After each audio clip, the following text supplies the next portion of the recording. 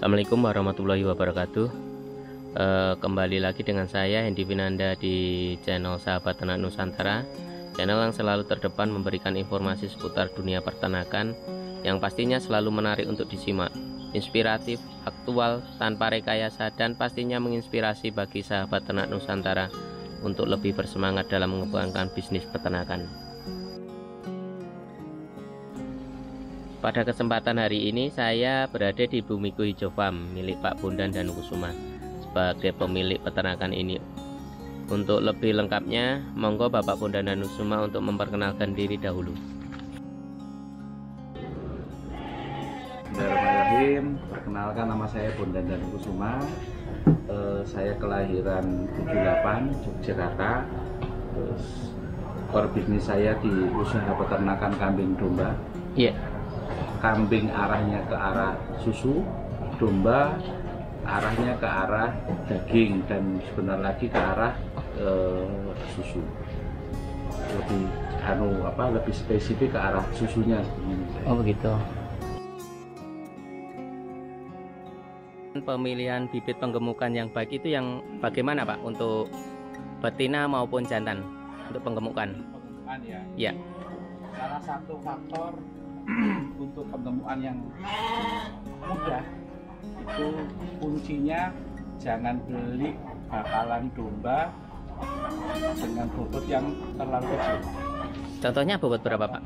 Minimal lah yang masuk itu di atas 14 kilo, jadi 14, 15 dengan tujuan kalau bobotnya tidak terlalu kecil berarti daya tahan tubuh si domba bagus.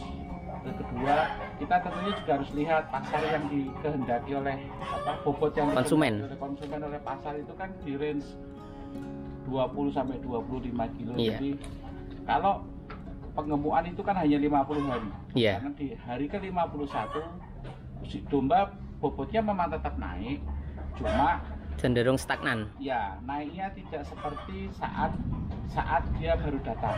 Karena kalau baru datang, ya, itu memang dia butuh nutrisinya memang masih dia bisa untuk memenuhi kebutuhan dagingnya ini. Jadi bobotnya jangan terlalu kecil.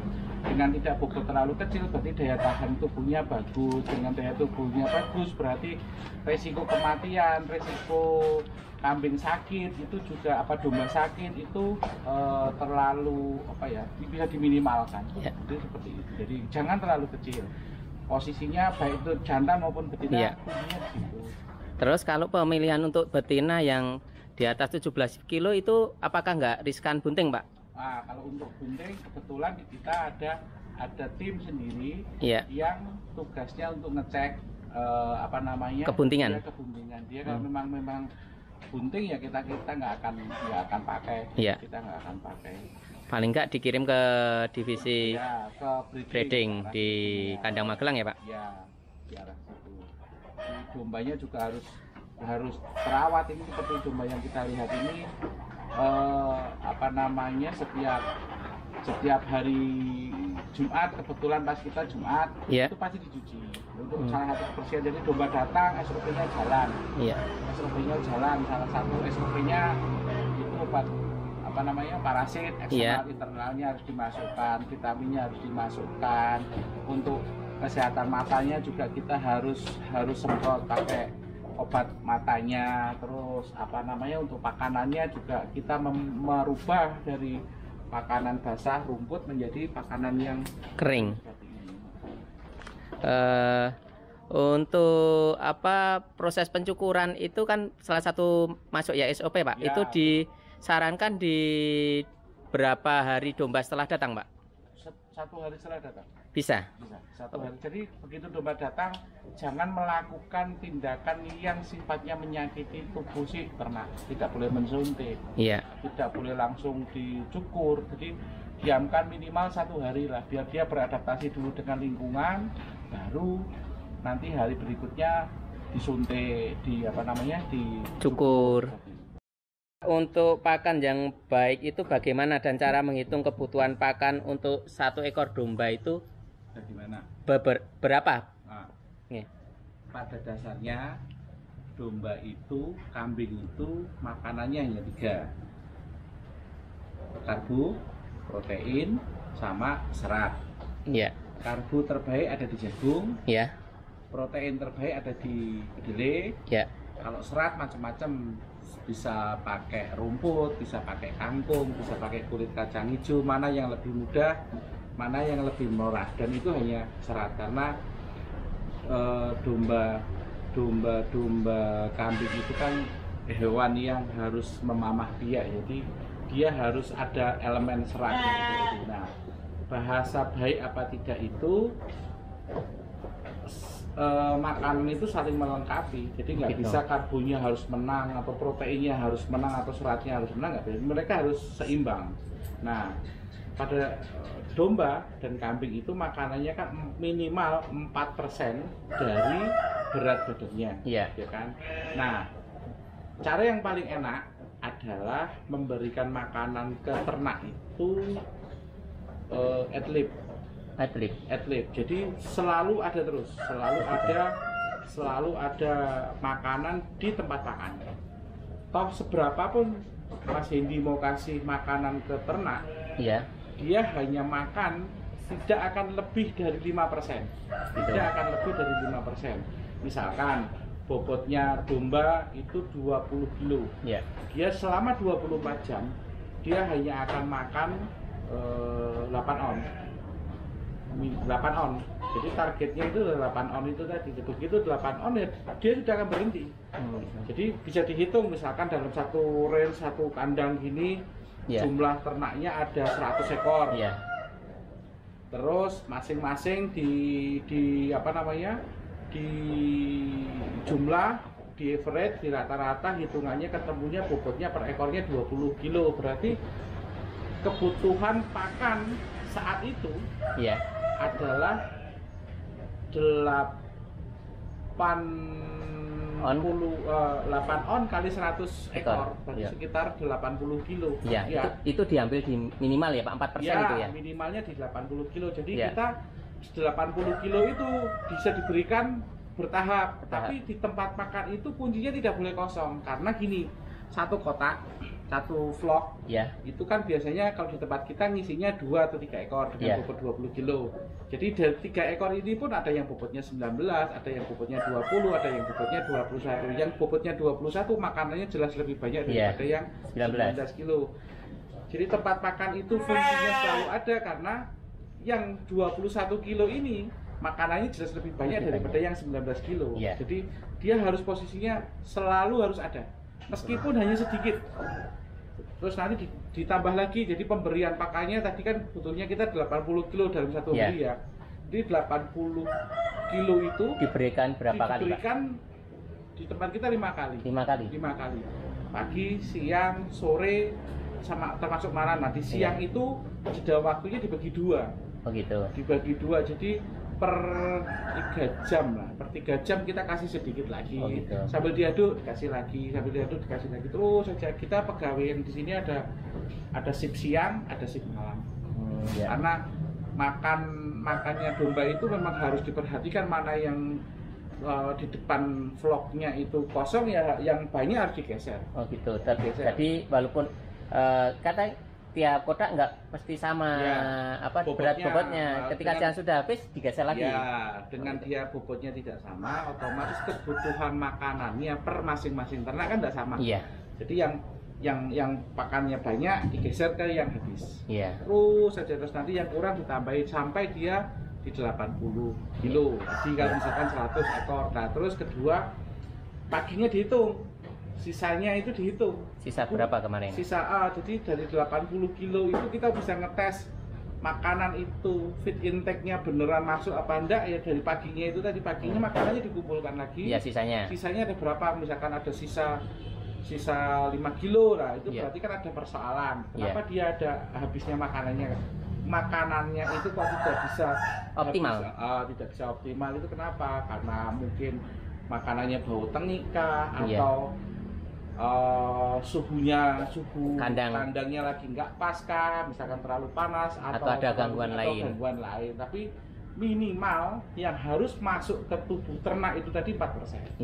Makanan kering loh ya, hebatnya makanan kering di situ. Jadi bisa dihitung berapa kebutuhannya. Terus Hebatnya lagi, kita bisa tahu sampai nanti finish panen di hari ke-50 itu berapa kilo makanan yang sudah dihabiskan. Untuk menaikkan 1 kilo bobot, itu ternyata butuh sekian kilo makanannya. Jadi semuanya bisa terdata.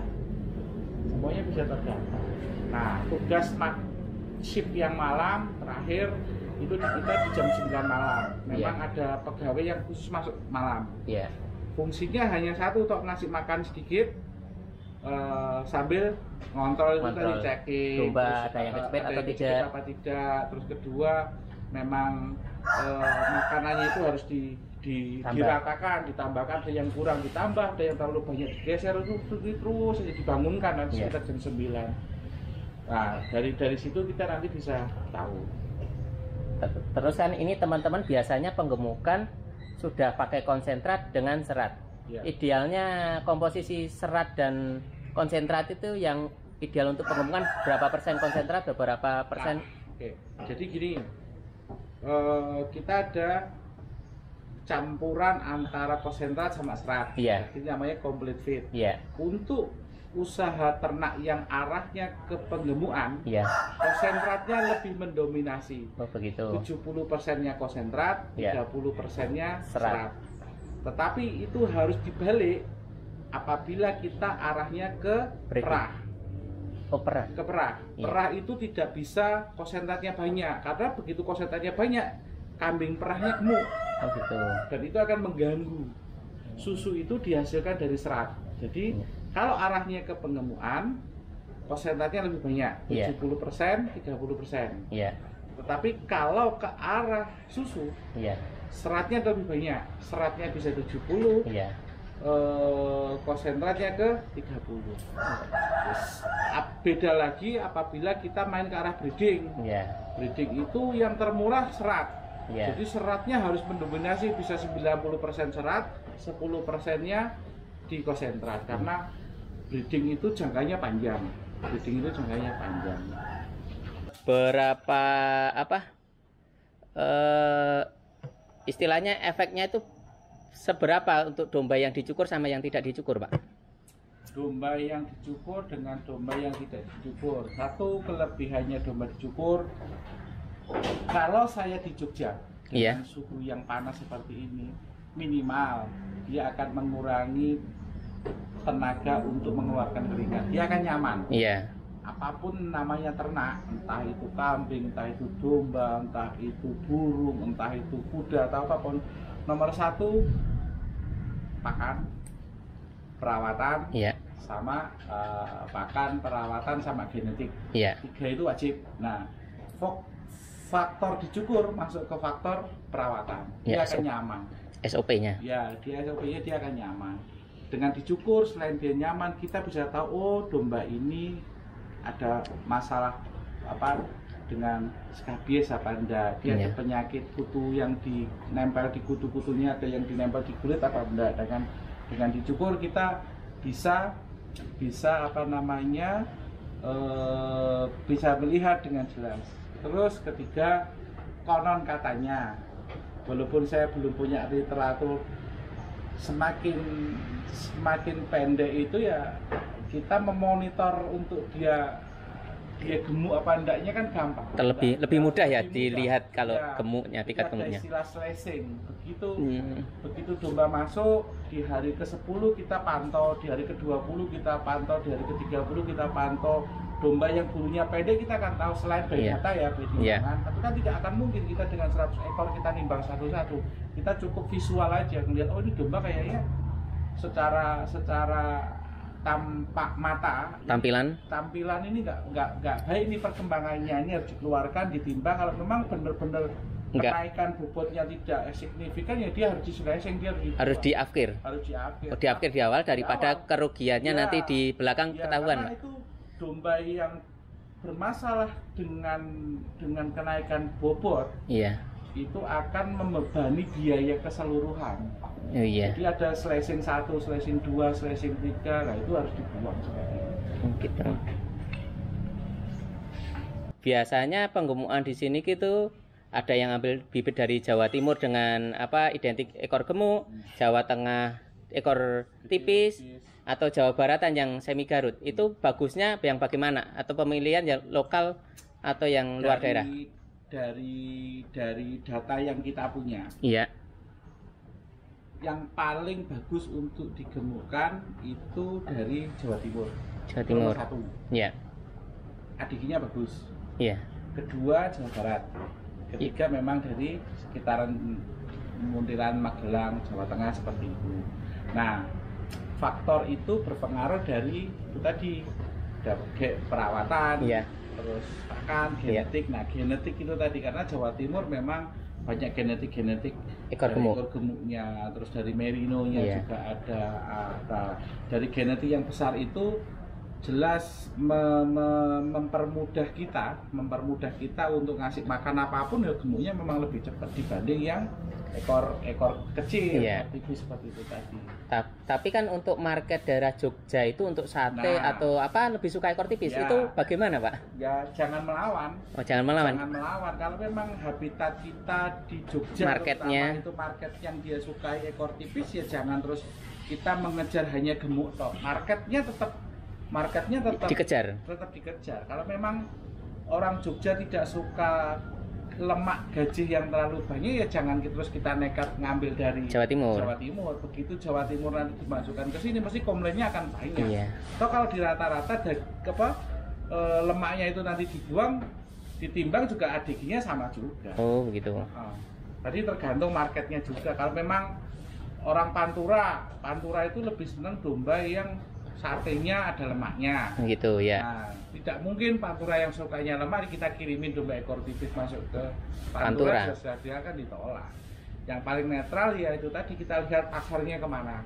Misalkan pasarnya di Jogja, karena saya orang Jogja, melihat orang Jogja pedagang sate, pedagang jagal, tukang penyembelih itu tidak suka pakai domba yang lemaknya banyak, ya jangan terus kita nekat ngambil dari Jawa Timur meskipun ADG-nya bagus. Jadi peternak itu harus tahu arah marketnya bagaimana. Seperti Bumiko Ijo yang kadang ring road ini kan dia marketnya untuk akikah sendiri. Untuk akikah sendiri. Jadi kalau kita pasarnya sendiri ada, ya kita bebas menentukan kita arahnya mau ke yang ekor gemuk kan, ekor tipis, nggak ada masalah. Ketika kita membangun kandang, hal apa saja yang perlu diperhatikan dalam membangun kandang penggemukan domba itu? Faktor utama nyaman dalam arti karena yang kita mau ternak itu kan makhluk hidup. Iya. Jadi selain pakan ya nyaman itu tadi, faktor perawatan itu tadi. Jadi misalkan kandang yang saya pakai, karena saya pakai lantai ukuran 50 kali 1 meter, lantai plastik, maka kandang biar nggak motong-motong ya kita pakainya ukuran 1 kali 1. Isinya tergantung dari bobot yang ada di dalamnya. Misalkan bobotnya 20, ya isi 3. Kalau misalkan kita jangan terlalu padat. Jadi dia ada space untuk dia bergerak, dia bercanda dengan teman-temannya. Jadi jangan terlalu padat. Kalau finishnya nanti di 40, ya satu kotak itu diisi 1 lebih bagus. Cuma kalau 1 space-nya nanti akan boros, biayanya akan boros. Untuk ukuran yang bagus itu ibaratnya domba makan bareng semua, tidur semua bareng, itu lebih bagus Pak? Iya.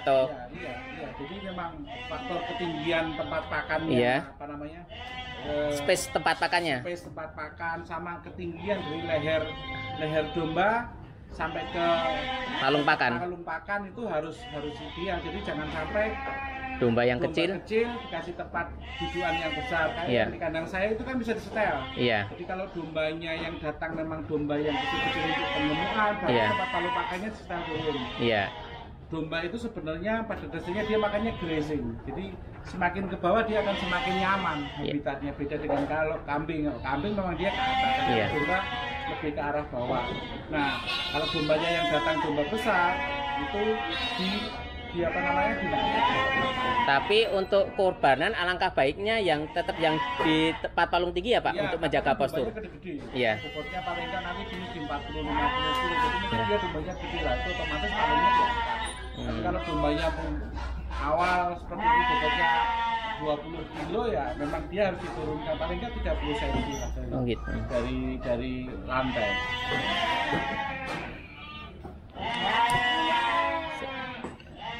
Oke Pak, terima kasih apa ilmunya dari panjenengan. Semoga bisa bermanfaat bagi teman-teman sahabat ternak Nusantara. Sekian review apa ngobrol-ngobrol kita dengan Bapak Bondan Danukusuma SE. Assalamualaikum warahmatullahi wabarakatuh.